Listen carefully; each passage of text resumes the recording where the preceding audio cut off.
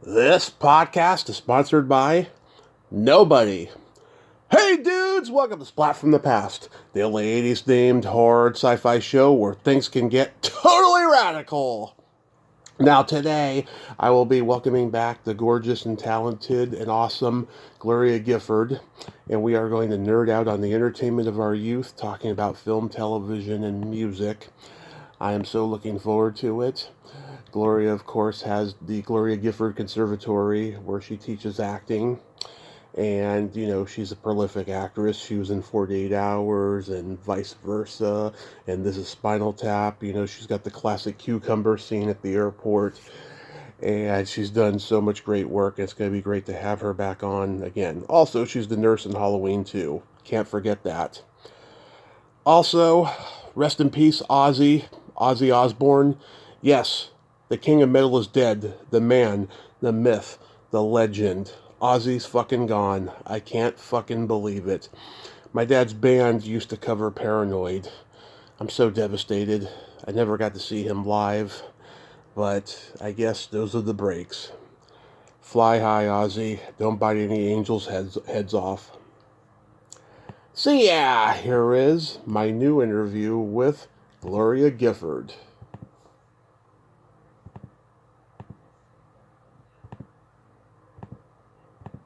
How are you feeling?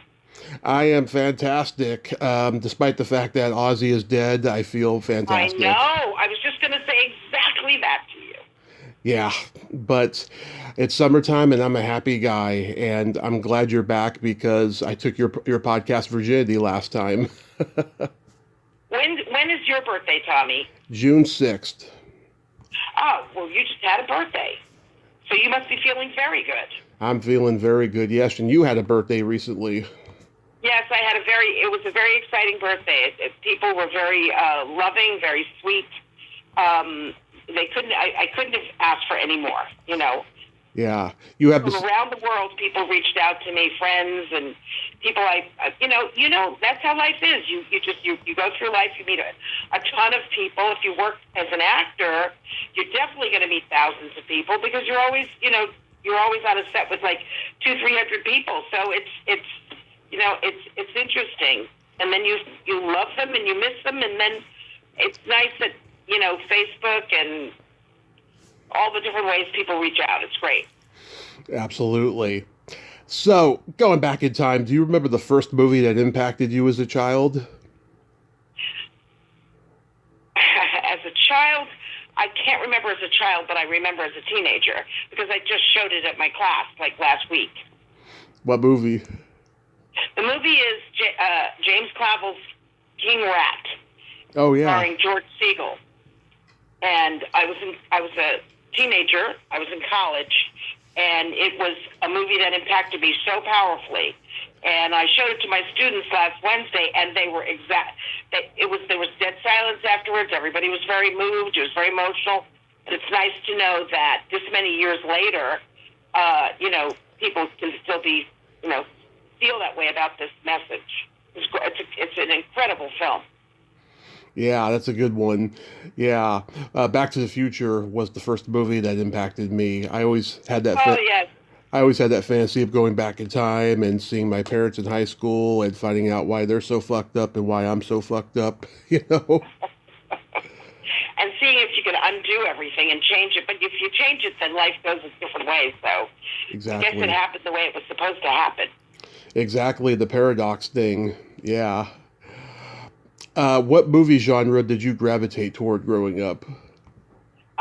Film noir, and my favorite movie is Double Indemnity. Oh. And that's that's the movies I love. And I mean, I love musicals and I love film noir, and that's my two. I go between the two. I love film noir, yes, and I love Double Idemnity. That movie holds up. Billy Wilder was such a genius. Yeah, he was, and I was fortunate that I got to meet him and spend time with him, later, a couple of years before he passed away, and he was amazing, just amazing. So, he was a genius, but Double Indemnity blows me away every single time, every piece of it. The way it's written, the way they acted. Barbara Stanwyck's my favorite actress, and, it's just It's very, very exciting.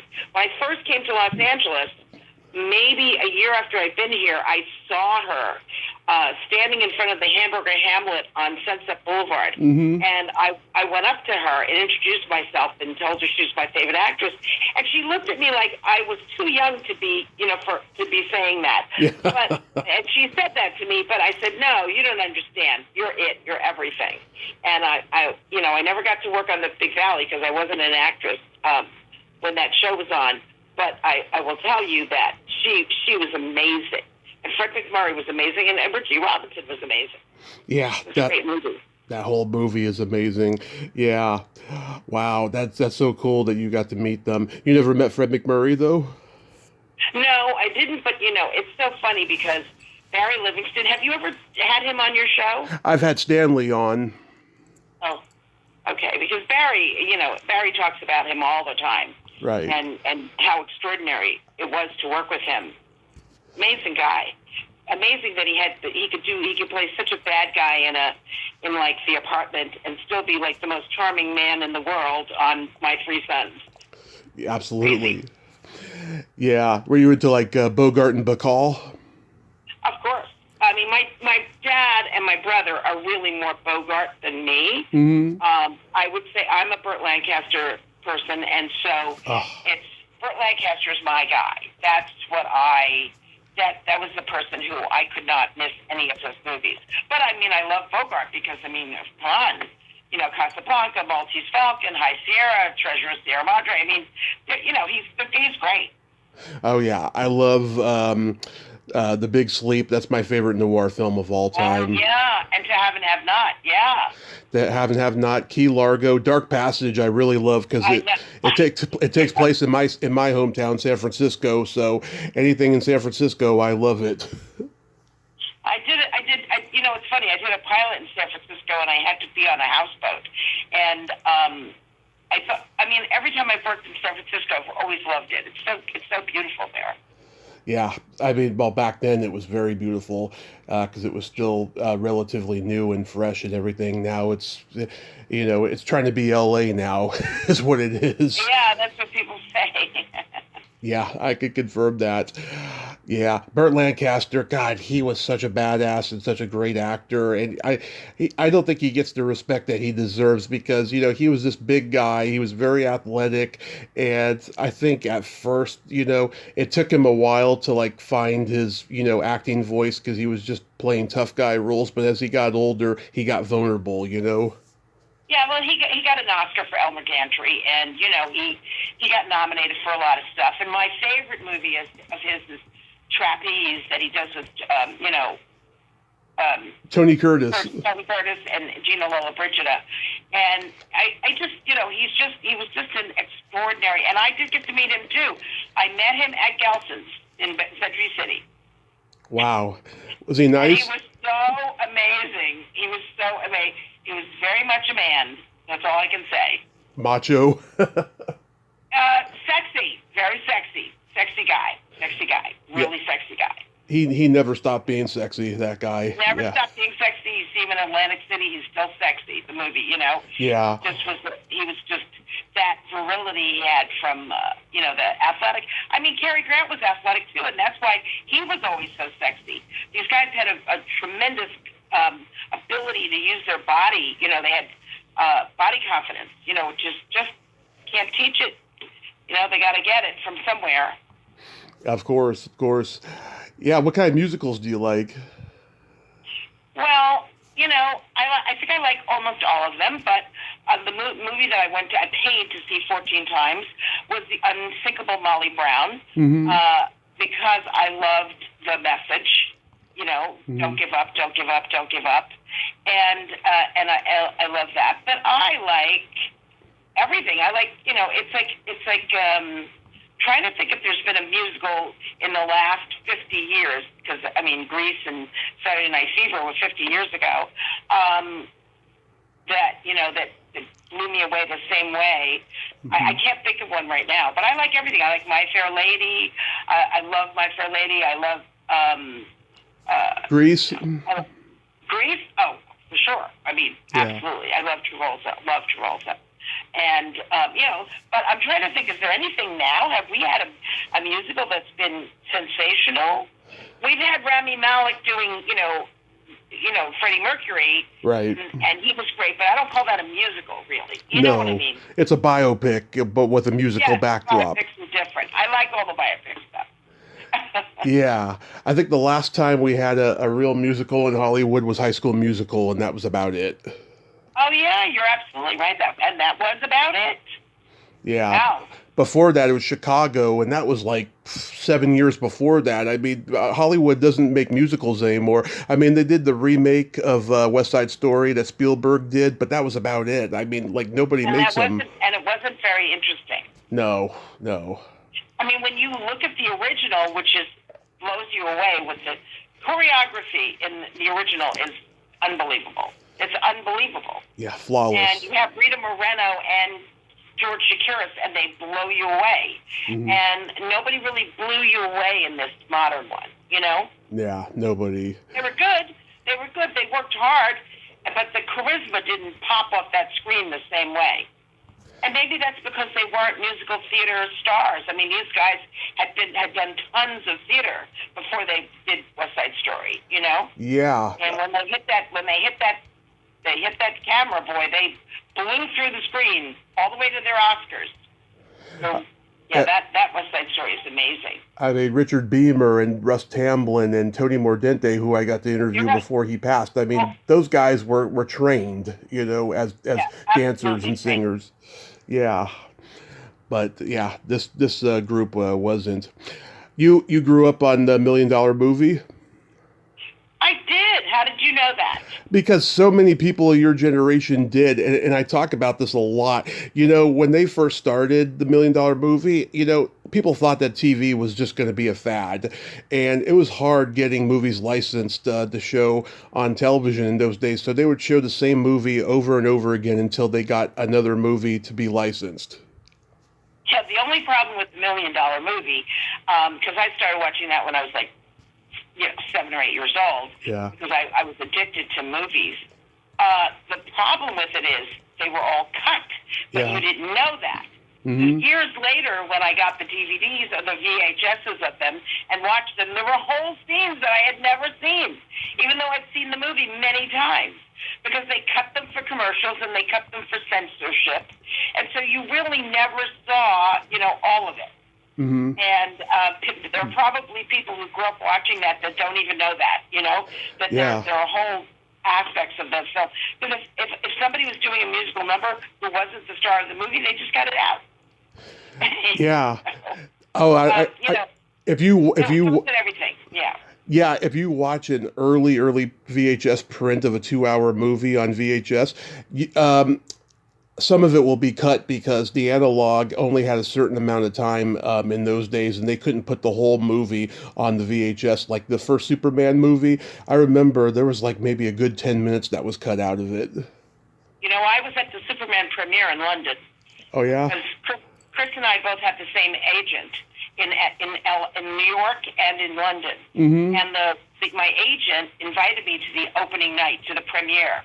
And it was one of the most exciting premieres I've ever been to in my entire life. Yeah. It was magical. The Queen. It was a royal premiere, so it was for the Queen. And it was absolutely exciting, unbelievable. And that's where I met Delta Burke, because the other agent was her date. Mm-hmm. And we became really good friends then. And the following year, I was back for the Queen Mother for California Suite, and that was a royal premiere. And those are really unbelievable. If any actor who's ever had that experience cannot get over it, because anybody in all of Europe shows up for these things. Oh, yeah. And then there's the after party. We had our after party at Regine's. Their after party was in a castle. And unbelievable, that Superman premiere. And Chris and I became friends. That Superman, I'll never forget that movie as well. And I've watched it many, many times since. So I don't know that they took 10 minutes off on the VHS, because I just remember what I saw, Yeah, the very first print. Yeah. And God, I love that movie. That's my favorite superhero movie of all time, I have to say. I watch it, I watched it recently again, and it holds up completely. I mean, Gene Hackman. I mean, that baby. Marlon Brando. I mean, come on, it's perfect. Yes, Margot Kidder is so gorgeous and charming. She's so great. She's so great. She's so truthful as an actress. She just, you like her instantly, Oh yeah, in everything. Yeah. What kind of comedy? What kind of comedy movies did you like growing up? Well, I wouldn't say that when I was growing up I was a comedy person. I would not say that. I was into my film noir and my musicals. That was as light as I got, the musicals. And I think when I got, I can't even think of a comedy movie that I would say, wow, that was my favorite. I can't even think of one. There were comedy movies like like the Cary Grant movies. Oh yeah. That he did with Katharine Hepburn, Bringing Up Baby, and when they were being funny, and that was charming to me and wonderful. Because I'm a huge Cary Grant fan. Same here. Yeah, but I can't, I don't know. I can't think of it. Comedy? You name some for me and I'll tell you. Well, there's Mel Brooks stuff like Blazing Saddles and Young Frankenstein. My God, Mel Brooks? Yeah. Walks on Water. Okay, no. Blazing Saddles, now I'm glad you brought that up because that was that movie was so fabulous to me that I had a huge picture of it and someone framed it for me in this huge, it was an orange frame and I had it in my house. And then I ended up getting somebody set me up at a blind date with Cleavon Little. Yeah. And I ended up meeting with him and was spending the evening with him, which was really charming. But I am a Mel Brooks, Mel Brooks, everything Mel Brooks does I love. I don't even think, because that wasn't when I was growing up. I was already grown up but I love Mel Brooks. Yeah, same here. And Neil Simon, of course. Of course, and I mean, my first movie was a Neil Simon movie. Yeah. And Neil Simon, because California Suite, I played Richard Pryor's wife with Richard Pryor and Bill Cosby. And Neil Simon was so nice to me. And I have every single one of his plays autographed to me. And he was such a terrific guy. And when I had my audition for him, they flew me in from New York, and I met him, and then I was reading, and he started laughing, and I turned to him and I said, "Do you always laugh at your own words?" And he said, "Well, when somebody does them funny, And he just made me feel like $1 million, and I was very lucky that was my first movie. It was all stars. Maggie Smith won the Oscar. I ended up accepting the Golden Globe for her and then taking it to her in London. And so it was like a golden thing. And Neil Simon, to me, like you say, Neil Simon, and my heart is full. Yeah. And like Charlie Chaplin and like Laurel and Hardy and Martin and Lewis and Marx Brothers. Yeah, I mean, I'm a Martin and Lewis person. I like Charlie Chaplin. I like Buster Keaton. I like all those things. But I'm not addicted to them in that I wouldn't say, "Oh, I gotta see it. Right. I'll be more like that with Mel Brooks because I like the what is it, the chairs, the 12 chairs. The 12 chairs, yeah. That's one of my favorite Mel Brooks movies, and so underrated. Yeah, you're right. You're so right. It's not one of those ones that shows up on the list of the great comedies like a lot of his other movies do, and most people don't remember it. But it's got Dom DeLuise and Frank Langella in it. Yeah. But the guy Ron, who's got Ron, I can't think of his last name now, who was the star. He was brilliant. Ron Carey. You can look it up right now. You probably Google it faster than I can remember it. Yeah. But it was, to me, an amazing film. And images from it still stay in my brain. Yeah. Yeah, Ron Moody, that's who it was. Ron Moody, yeah, absolutely. That's such a great film. Did you like James Bond movies? Oh, are you kidding? Yeah. Absolutely. That's my dad, my brother, me. I love James Bond, and I've seen all of them over and over and over and over and over again. Same here. All of the James Bonds. And I'm like a huge Daniel Craig fan. Mm-hmm. I mean, when I saw him the first time in James Bond, I was stunned. And that movie I've seen way too many times.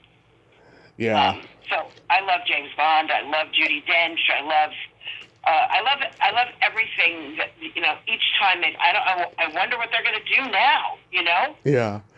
They keep saying, but we don't know.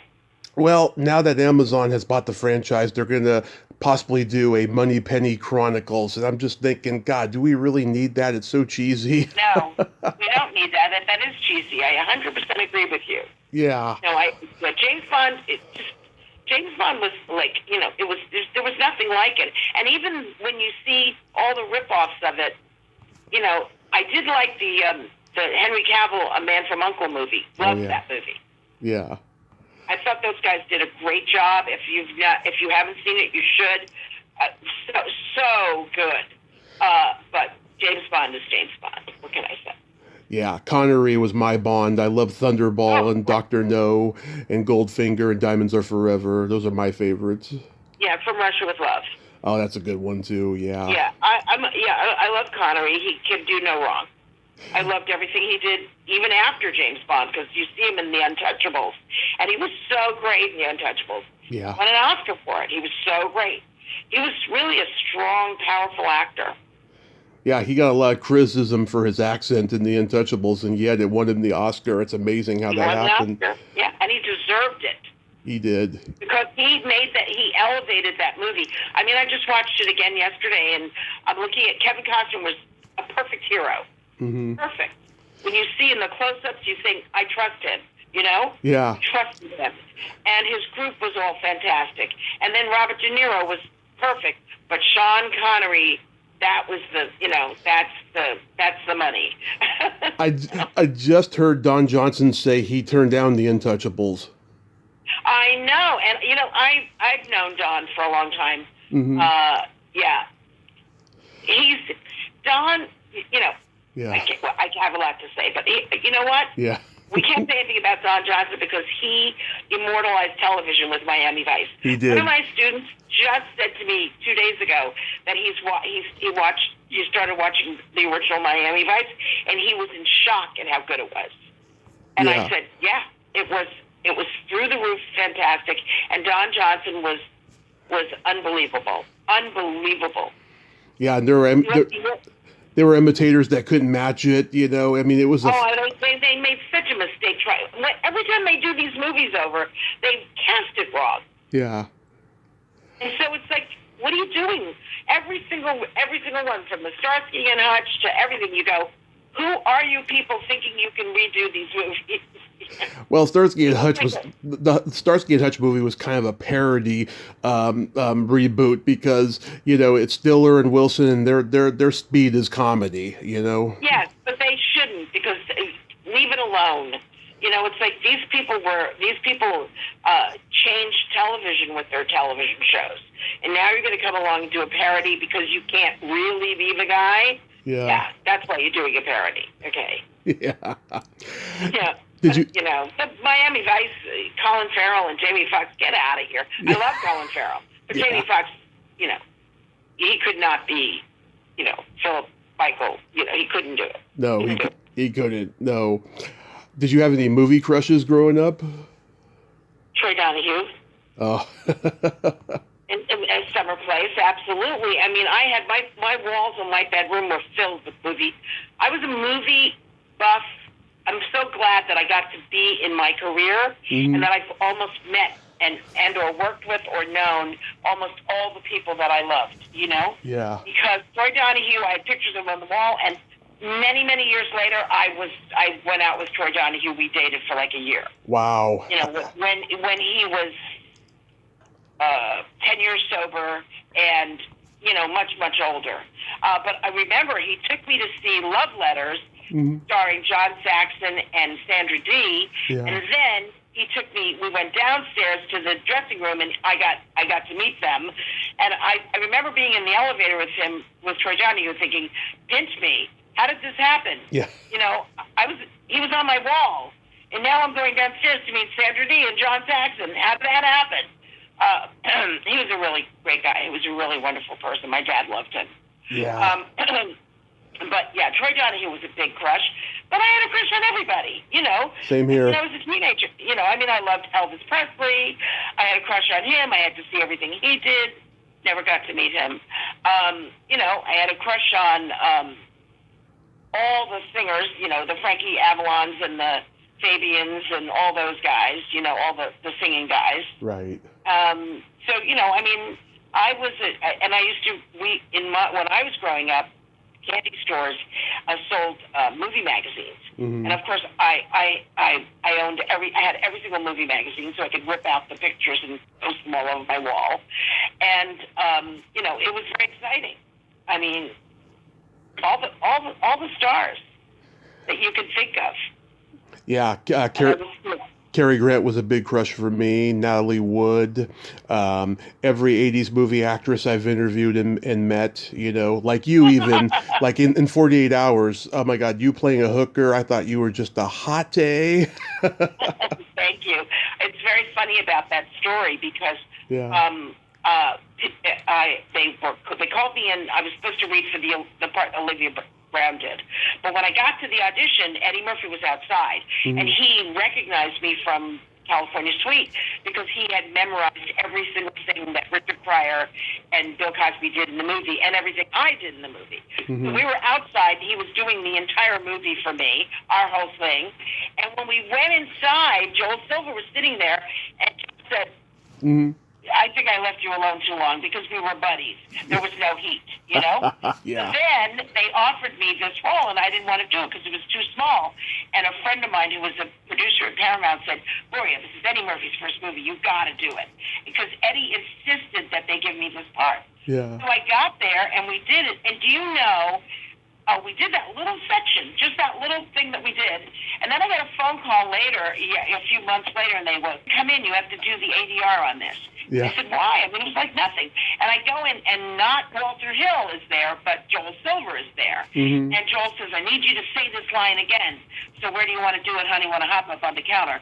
So they pay me $1,000. I say the line. I leave, and they put that scene in all the trailers. Oh, yeah. So every time I was on a subway or anything, people would come up to me, teenage boys. I had much more recognition from that than I ever did from doing California Suite, which teenagers did not see, Yeah. It was really funny. But to me, it was a great, I loved 48 Hours. And you know what? It's another one I can watch over and over again, even though I'm only in it for 2.5 seconds. I love the movie. Oh, yeah. It's a classic, a timeless classic, a part of my childhood that, me and my dad, we used to watch it when my mom wasn't home, and we just quote all the lines and all of that stuff. I mean, to this day, we still quote all the lines, fire, water, Tano, or lack of pussy makes you brave, man. But, Nick Nolte was a sweetheart. He was so nice to work with, too. Yeah. Both of them were. I mean, it was a great, I'm lucky that I got talked into it. Because it became iconic. It was Eddie's first time, and he was brilliant. Yeah. He's one of those guys. I mean, from the film debut, everybody knew he was gonna be a star, and he became a star right off that movie. Absolutely, and he deserved it because he hits the screen and he lights that screen up. He does. He just has so much charisma.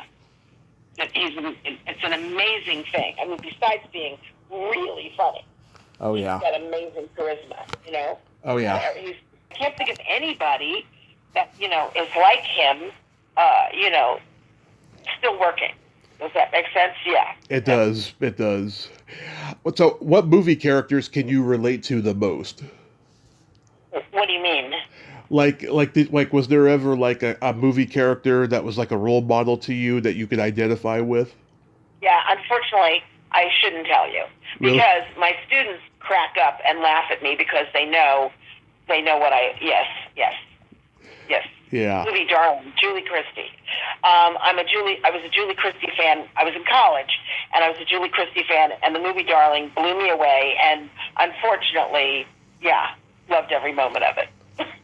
Yeah. I wasn't her in college, but I certainly feel that through my life, I must have, channeled her a lot in that movie. I don't know if you've ever seen it. Have you ever seen Darling? She won the Oscar for it. I may have saw it a long time ago. I can't remember. Yeah. It's not in any of the genres you're talking about. Yeah. But I'm an Anglophile, and I love British movies. I'm like you can't, they blow me away. I worked in England. I did a play there. I was very successful. And I've been there so many times, and I have nothing but enormously phenomenal memories. And I did have a romance with someone who then became, who was knighted, and wrote a play about me and wrote a book about me. Mm-hmm. And so England, it means a lot to me. The only other actress I can think of that's come on here and been so open about romances is Sally Kirkland. I mean, she's dated everybody. Oh my God, I know. And you know what? And it's a funny story about Sally Kirkland. Mm-hmm. She was doing a play, and the guy who wrote the play, Frank Strausser, he knew my work from Milton Castells' class. And he asked, and she said there were going to be a number of performances. It was 2 short plays. And I think we were at the Coronet, and she said she wasn't going to be able to be there for like 12 performances. He was going to have to get a standby. I mean, not an understudy. He said I was going to have to take over the role. And so he came and asked me, and I said, okay, fine. And I had to learn it. Like, it was so much to learn. It was unbelievable. And then the first night I went up, she never went anywhere. She stood in the light booth and watched my entire performance. I thought, oh man, she's a Scorpio, but you wouldn't think we are the same, but for somebody thought we could do the same, Yeah. And we did. I did. I did my performances, and I wasn't doing her. I was doing me, but same role. It was actually a play that Lana Clarkson was in before she died. Lana Clarkson was the girl that Phil Spector killed. Yes. And yes, she was in the play too. So, but it was interesting. So Sally Kirkland, but I had a lot of, my romances were usually long term, Mm-hmm. and big things came out of them. I was very fortunate. Like somebody who's knighted to write a book about you and a play about you. That's pretty phenomenal. Absolutely. Yeah, like Peter Sellers in Being There was a character I could relate to because Oh, really? he has autism, I have a little autism, and like I can say the most simple things and influence people just like he does in that movie. And James Spader in Sex, Lies, and Videotape because he's a voyeur and I'm a voyeur. You are, huh? Yeah. I'm a James Spader fanatic. I think he's one of the greatest actors. People don't even know how great he is. He is. I mean, he does it all on television now, so nobody knows how sensational he is, but wow, he's great. He is very good. I would love to work with James Spader. That would be a great thing, and I'd love to tell him, because he's and we both have the same thing. He's a bookaholic, and so am I. Mm-hmm. So, I've seen him at book conventions and things like that, because I own thousands and thousands of books. So getting into... And so does he. Yeah. So getting into television, do you remember seeing the Beatles on Ed Sullivan?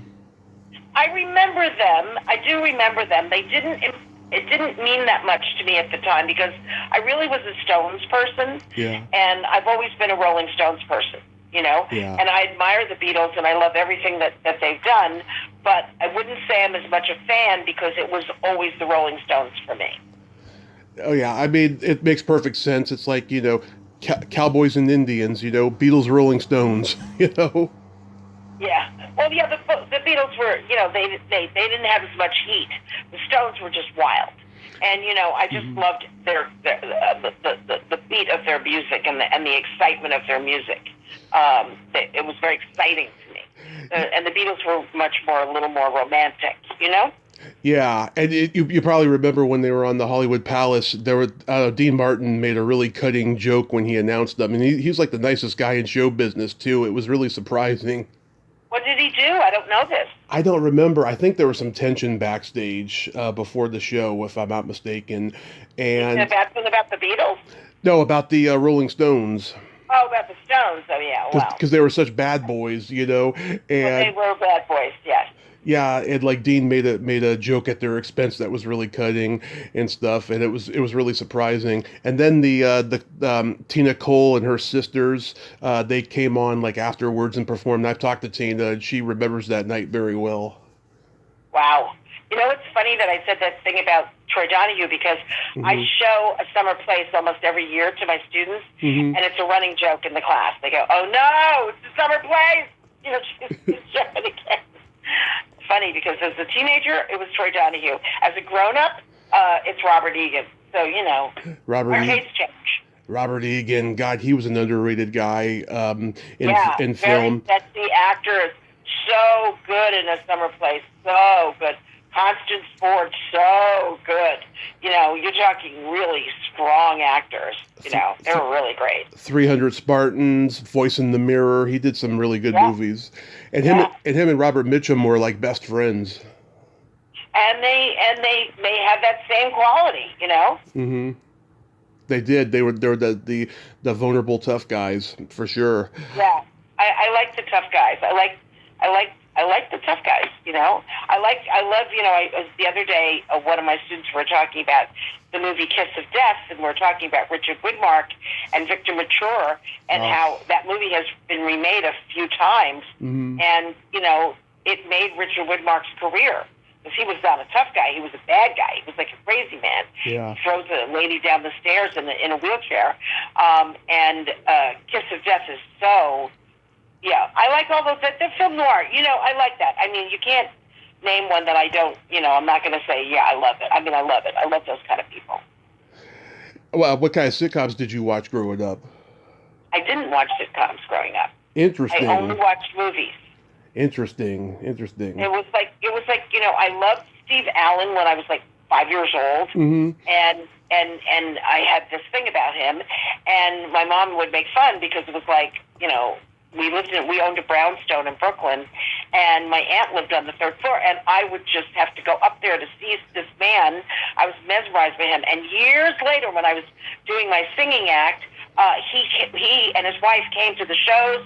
He also sent me all his books signed, and he was just such a terrific guy. Yeah. But I didn't watch sitcoms. I watched those damn movies. It was like I was. If there was a movie on television, I had to watch it, and I was addicted to film. So later sitcoms, even though people loved Mary Tyler Moore and all these different things. I liked them, but, I didn't need to watch them, and I didn't see everything. Now I'm addicted to Big Bang Theory, so that's the worst. Yeah. I love Big Bang Theory. I think it's the greatest thing I've ever seen. Love it. And I love Jim Parsons is magnificent, and I love that show so much. The writing, the acting, the directing, the guest stars, I love that show. Now, I'm addicted to that now, today, in 2025. Yeah. It's funny, isn't it? It is. Yeah, it's like Steve Allen. Yeah, there was him, Jack Parr. They did the Tonight Show before Johnny. Right. Milton Berle had his own show. They called him Mr. Yeah. Television.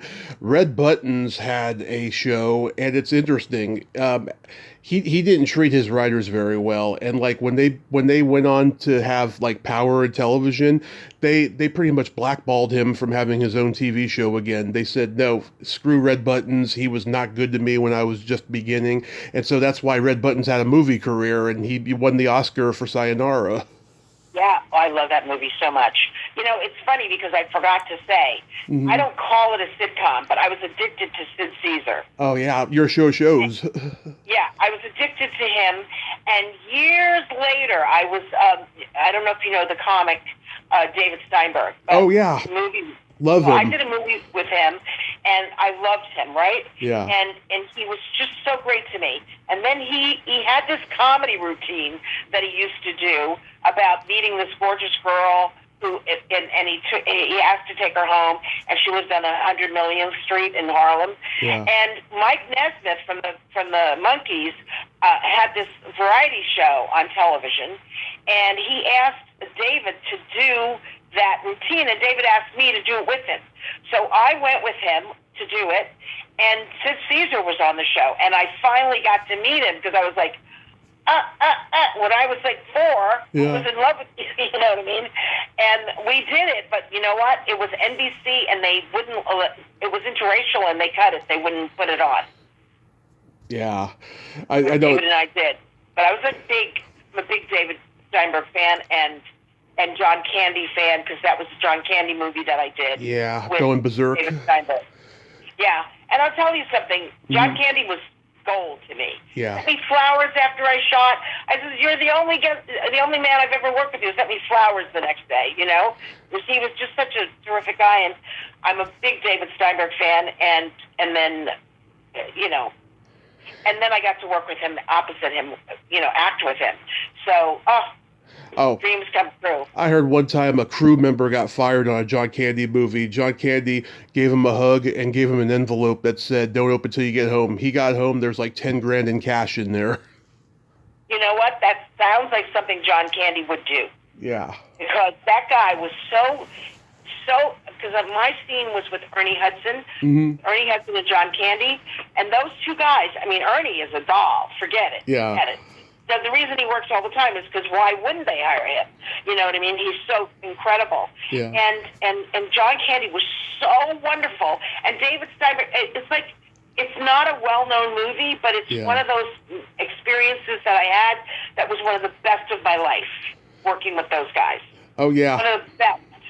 It's one of those good, bad movies. I like it.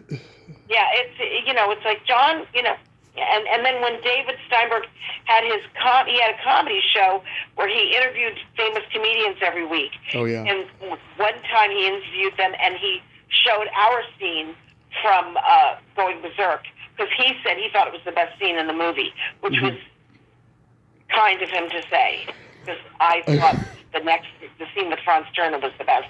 But John Candy was, you know, forget it. John, David, I've been very lucky. I've worked with some extraordinary people and no bad experiences.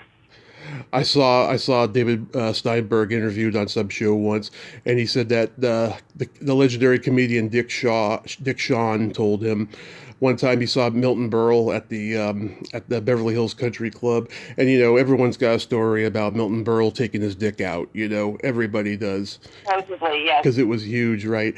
And Dick Shawn saw Milton, like, you know, getting dressed in the locker room, and he said, "Oh, hi, Milton. I see you brought your son." That's funny. Yeah.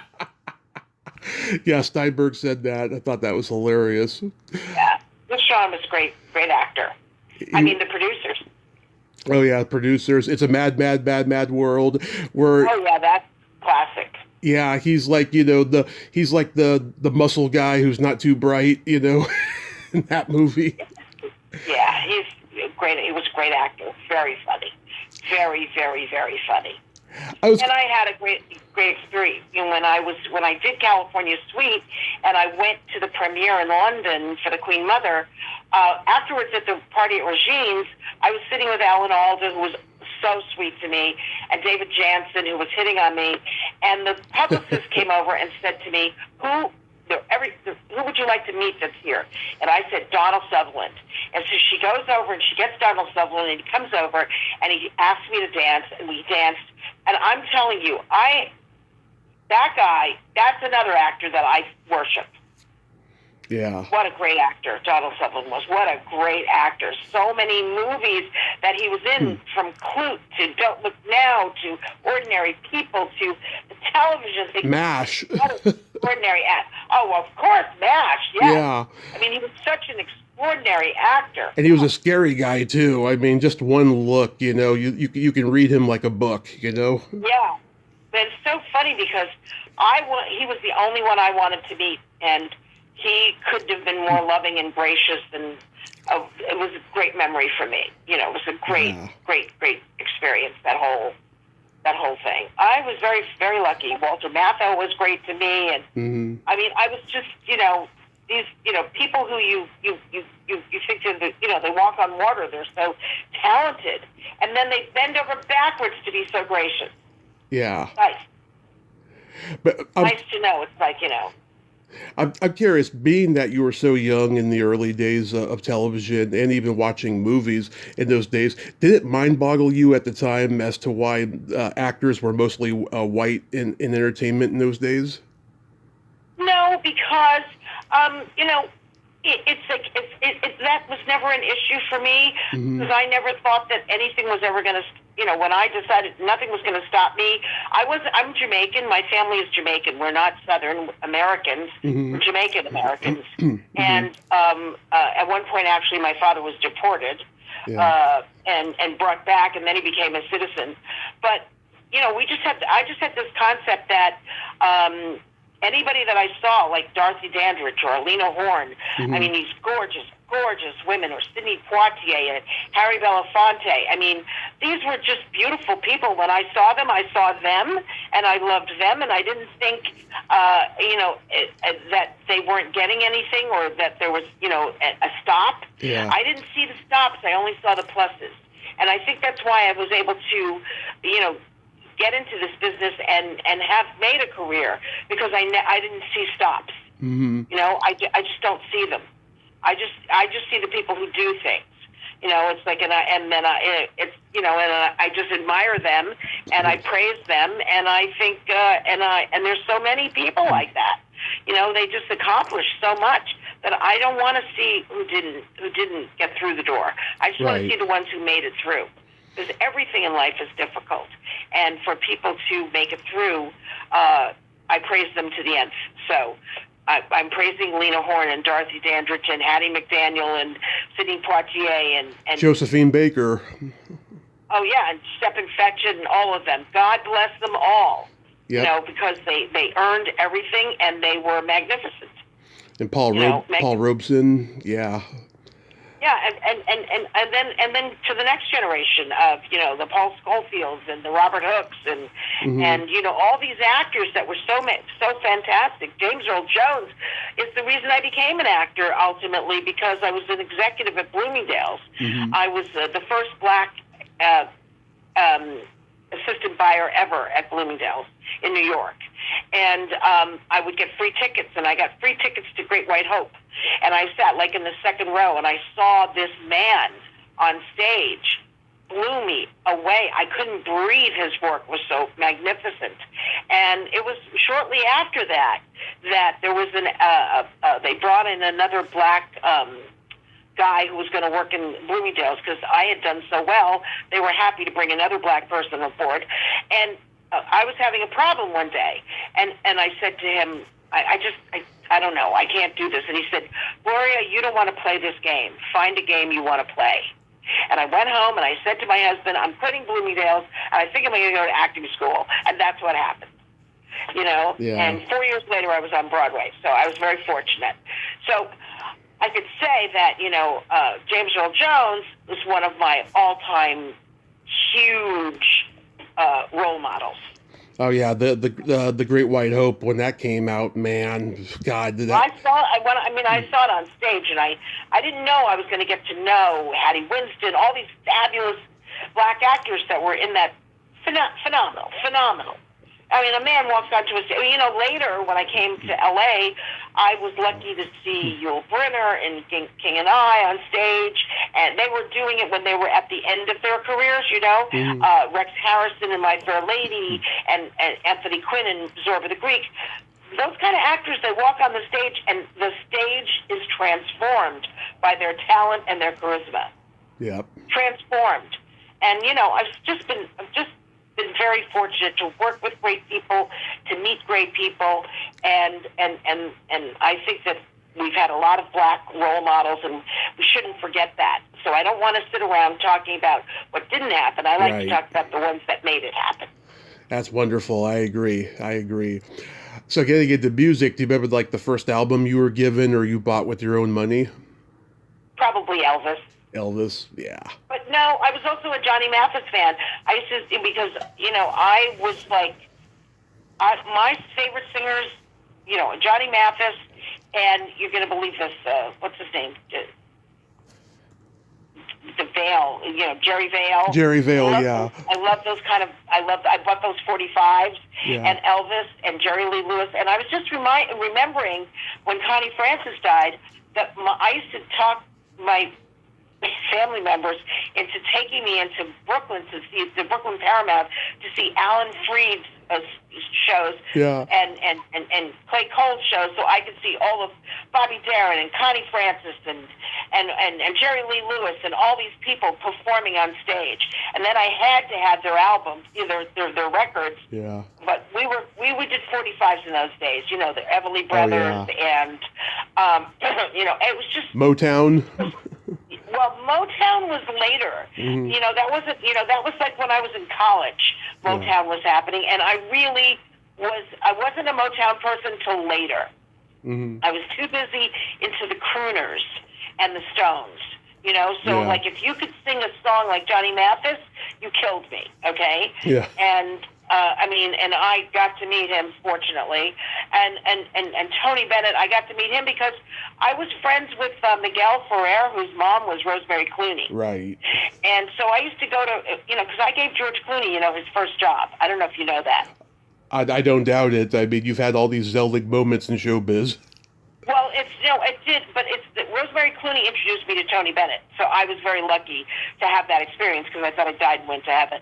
Mm-hmm. But George Clooney, I was producing a play that my boyfriend wrote, mm-hmm. and Miguel was directing it. And my son was playing this teenage role, and Miguel came to me and said, my cousin's coming to town. Gloria, can we please put him in the play? And I met him, and I said, sure. And he got to play in it. And years later, he was at the Chateau Marmont, and one of my students was waiting on him and said, hi, and mentioned what happened. Yes, Gloria gave me my first job. He absolutely knew that was true, because of Miguel, because I was very good friends with Miguel and the entire Rosemary Clooney's, all her children. Yeah, they're a talented family. So records and music, I love singers. I love singers. So I loved Tom Jones, and I loved anybody who could sing. Yeah. And I was fortunate because I had a Warner Brothers recording contract in my 50s, when I was in my 50s, which is unheard of. Yeah. My dad had a rock band when I was a kid, and so he had everything on vinyl: Beatles, Stones, Beach Boys, Carole King's Tapestry, Fleetwood Mac's Rubers, Rod Stewart. Carole King's Tapestry. I was an executive at Bloomingdale when I heard the songs from that for the first time on a jukebox at lunchtime, and I was blown away. Blown away. The best. Yeah. The best. I love Carole King. Love her. That's a great album, yeah.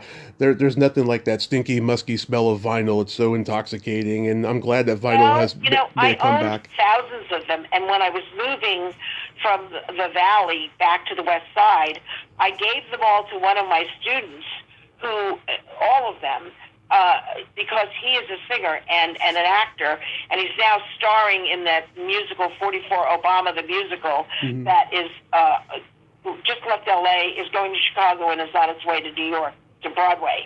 And I knew that he could appreciate all of them because he's a real singer, Yeah. So I did that, but believe me, it kills me when I think it. But I have everything. I have everything on CD that you could pop because I kept my CDs, and so I have a giant collection, and.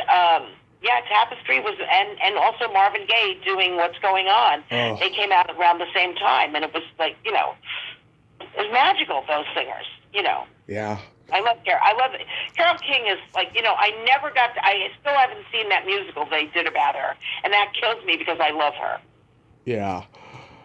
And do you remember your first concert?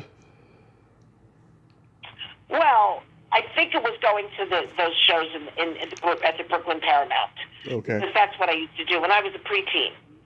I wasn't even out of grade school. And I would talk to this lady that was a friend of the family.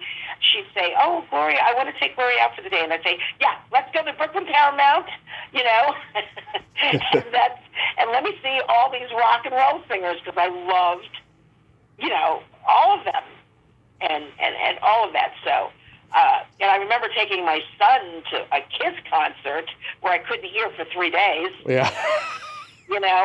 Because my son was heavy metal. I mean, he was a frontman for a heavy metal group for a long time too. Yeah. A singer. But I took him to I'll never forget that Kiss concert. It was out here, and I thought, oh my God. And it was magnificent. They fly things in, they blow things up, they do all this stuff. I couldn't hear it for 3 solid days. They're vaudeville like Alice Cooper. That was my first big concert with Alice Cooper. He is a showman. That guy will do like most of his career. He'll sing most of his career on stage, and he'll die at the end, get stabbed, hung, electrocuted, something really silly. I like those kind of shows. Yeah. I think they're very exciting. It's when I had the Warner Brothers contract, the senior vice president of Warner Brothers Records, he gave me backstage passes to see everybody. So I got to see, Natalie Cole and Katie Lang and, all kinds of groups. Steely Dan, all kinds of, I got to go to everything, and they were wonderful, at the Hollywood Bowl or at the different places. It was pretty exciting. But I'm always attracted to singers, I like Michael Bublé, but I love John Legend. I like a singer, someone who can deliver a song so that it moves me, and that's what I love. Do you remember your first makeout song? Well, probably Johnny Mathis. Okay. Because that's who people, in Diner, the movie Diner, they say, who do you make out to? Johnny Mathis or Frank Sinatra? Yeah. It's always Johnny Mathis, Oh, yeah. Probably Johnny Mathis, or I'm trying to think now, because music is a very important part of my life, and I've won 2 NAACP awards for directing Shakespeare with music. And I always put in music that's amazing songs that people may have forgotten, and then things that are contemporary as well. So we might use Pitbull, and we might use Tom Jones, and all that kind of stuff in the music. And so music is a super important part of my acting and my life, and and I love it. Yeah, Janet Jackson's Love Will Never Do Without You was mine when I was 12. Really? Well, yes, you're a boy. And it led to my first heavy petting experience, which was fantastic, Gloria. It was probably for me, Johnny Mathis, but because Johnny Mathis was just he was a crooner. He'd sing those songs, and everybody would be melting away. I went to all-girls Catholic schools, so, we didn't have a lot of dances and stuff. But when we did, we had it with our brother schools. It was all Catholic boys. So, things were very clean. What can I say? Yeah, it was like right at the beginning of the sexual revolution, right? I would say, by the time I got married very young. I was married by the time I was 21, and I had a child, and because I met my husband in college, and then when I left him and I decided I was going to go after this career, that was the 70s, and it was, life was very open and different and free before AIDS. And then when AIDS came in, everybody, had to pull back because it was very real. It was a very real, frightening experience for heterosexuals as well as homosexuals. It wasn't a homosexual disease. It was everybody's disease. And everybody had to be afraid of that. So that tamed things down a little bit. But the 70s was, very open. Yeah, absolutely. So, do you have anything upcoming you want to mention? Are you doing any horror? I just directed a play called Two Small Bodies, starring Katora Hamilton and Keith Walker, and we are trying to take it to New York. And that is because it's a really powerful play by Neil Bell. It's called Two Small Bodies. And that is something that I would like to make happen. And then I have a couple of other, look, my dream is to get on High Potential and Matlock, okay? Yeah. Those are my 2 dreams. I want to get on those two shows. And High Potential came and rented my theater a couple of weeks ago, and I was like, hello. So that is what I would like to have happen, and I'm sending that out into the universe. Guest star, High Potential. Daniel Sunjata, I can play his mom. Okay? I look just like him. And Matlock, I definitely can be on that show as a guest star also. I played tons of lawyers, but I could play somebody's mother of somebody. That's my dream, and I'm pushing towards that at this moment. If it was going to be a movie, I would like to be in a David Fincher movie. Oh. You know, I really loved him as a director. I think he's fantastic. Yeah. And a lot of, you know, there's a lot of wishes and wants in that area too. And I'm working on my agents and my manager, and I'm being very aggressive about it. Nice.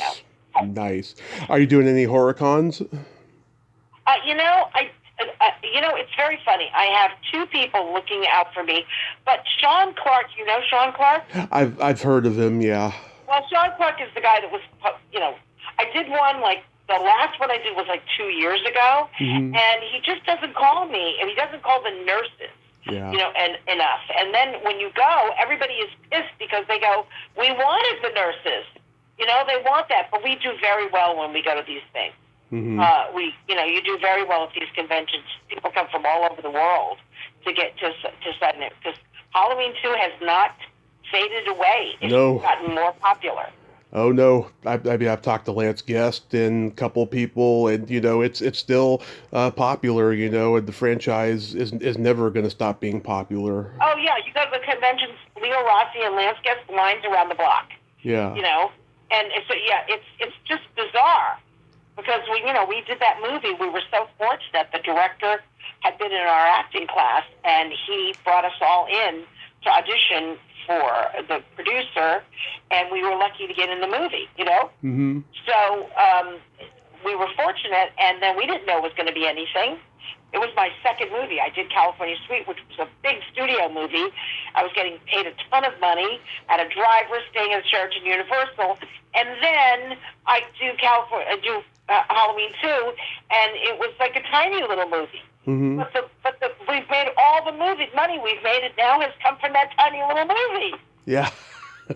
It's the crazy. Irony of life, you know? Yeah. What's the craziest thing anyone's ever asked you to sign? Oh no, people just nothing crazy. Oh, good. Sometimes they bring a cart. Yeah. They have like 10 things. I mean, you know, shopping cart. And posters, and because I was also in the Spinal Tap, you know. Yeah. And that movie is coming out again, and people are talking about it. And so sometimes when I'm at the convention, they'll pull out 48 Hours posters, they'll pull out Spinal Tap, they'll pull out DC Cab stuff, you know. Mm-hmm. And you're just, you know, it's pretty amazing. It's nice. It's nice to have been in movies that people still fall in love with.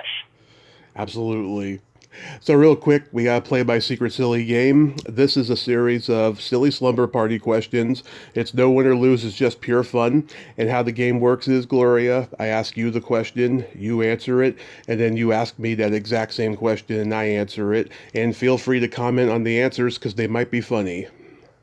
Okay, all right. Gloria, are you ticklish? Yes, I am ticklish. Are you ticklish, Tommy? Yes, very ticklish.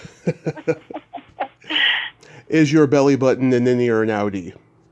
My belly button is an innie. What is your belly button, Tommy? It is also an innie. What color are your toenails painted? My toenails are painted always for the last 20 years. Super, super, super, super white. Love it. What about your toenails, Tommy? They are clear, and when you see them in the sunlight, you can see rainbows. Oh, well, that's a beautiful thing. It is. It's very pretty. And I was in LA last month, and I was showing it off, and everybody liked it. What would you say is your best personality trait? Whoa. I guess I have a sense of humor. What about you? I agree. I have empathy, and I have no filter. Oh. Which you're a Gemini, and you don't have a filter, but Geminis can talk, though. Oh, yeah. Geminis, they can talk. Woo, woo, woo. Okay. We're friendly, and we have the gift of gab. That's right.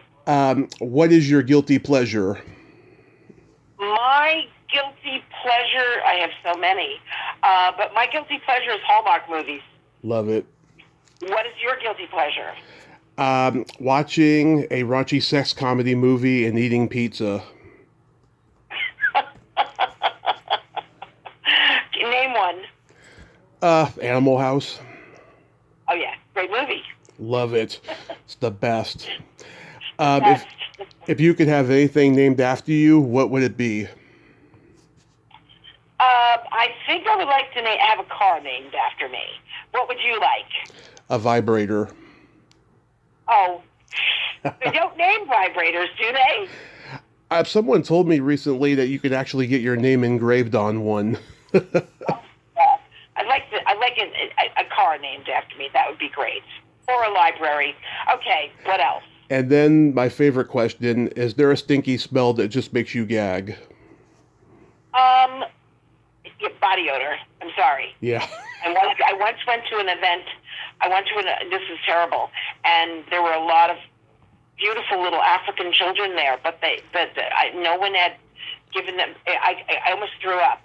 The smell. That body odor. That bad body odor like that kills me. Kills me. Yeah. And you? Either farts or feet. Well, you shouldn't be near anybody's feet anyway. Yeah. I know, but sometimes you can't avoid it because someone's got their shoes or their socks off and you can just smell it. Wow! Horrible. Yeah. Well, see, I'm the kind of person some people think I have no filter because I'm considered like a really tough teacher and blah, blah, blah. But I would have told somebody, okay, either wash those feet or get out of, or yeah. Put your shoes on. I wouldn't sit there and endure it. Yeah. No way.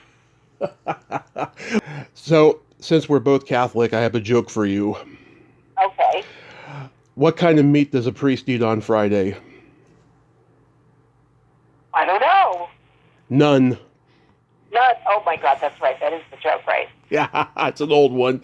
Yeah. I grew up when you couldn't eat meat on Friday. You know, it's like we all did.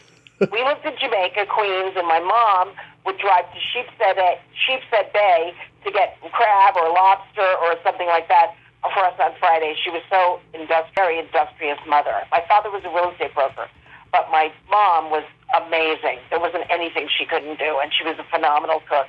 And so I never hated Fridays because it was always going to be unbelievably delicious. Yep, only ate fish. Yep, only eat fish. We forget about that now, but did you ever see the play Once a Catholic? It's an Irish. No. It's an Irish play. It's very funny, but it's British Irish. Everybody's Mary O'Donnell, Mary McGillicuddy, Mary O'Brien, it's very Catholics. It's Catholic humor. What can I say? Gloria, I love you. Thank you for coming back on and nerding out with me today. This was fantastic. So much. Yes, and go back and watch Big Bang again if you haven't watched it, because you'll never stop laughing.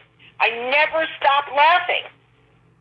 Their talent is phenomenal. Kaylee Cuoco was wonderful on that show. She was. And I'm telling you, that Jim Parsons is a genius. He is. He blows me away. I can't. He does one look and I'm finished. I mean, it's the only thing. It's on, and I'll be laughing out loud. I go, I have 105 shows on my DVR right now. Mm-hmm. God, you are a TV junkie, aren't you? I'm not a TV junkie, but I am a Big Bang Theory junkie. Yeah. And that is the truth. I don't have anything else like that on my DVR except them. Because they're geniuses. And Chuck Lorre's a genius, too. Okay, well, thank you so much for having me on today, Tommy. I appreciate it. Yes. And thank you for figuring out a way that we could talk. Yes, and you have a great rest of your summer, and be safe out there. Okay, you too. And I only want good things to happen for you, okay? Same here. Okay, bye-bye. Bye-bye. Well, there you have it. Gloria Gifford, ain't she a sweetheart? Oh my God, I friggin' love her. And I just love how honest she was about all the men that she dated in show business and all of that. And that was great. And I love how she talked about how, race did not bother her, in TV when she was a kid and stuff. And that was a great conversation. I enjoyed every minute of that. She is just an awesome, awesome person. Well, until next time, this is Tommy Throwback Kovac saying there's no shame in living in the past because the present sucks. Later, dudes.